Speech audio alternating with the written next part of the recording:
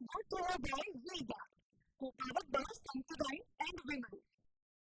Bravo Zabardast.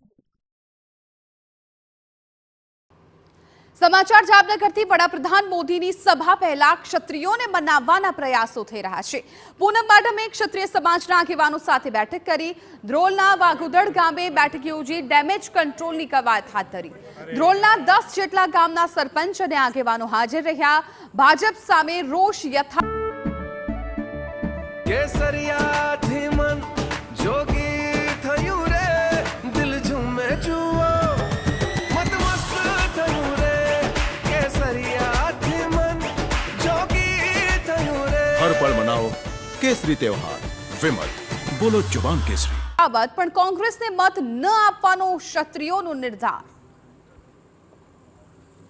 કે આ election તો 7 તારીખ પછી પૂર્ણ થઈ જશે, પણ આ ઇલેક્શન 7 તારીખ સુધી કંઈ પણ જાતનો સંઘર્ષ ઊભો થાય, કોઈ પણ જાતનો એવો ખેંચાખેંચીનો માહોલ અથવા વર્ગ વિગ્રહ ઊભો થાય એવું હું આ ઇલેક્શનમાં નથી ઈચ્છતી. તો હું વિનંતી કરું છું કે તમે જેમ બહેનો અને દીકરીઓની ગરિમાની આખી લાગણી લઈ અને આગળ વધો છો, ત્યારે હું પણ એક બહેન તરીકે તમને વિનંતી કરું છું કે અત્યારે આ તમે જે રોષ છે એને ક્યાંક ઠંડો કરો.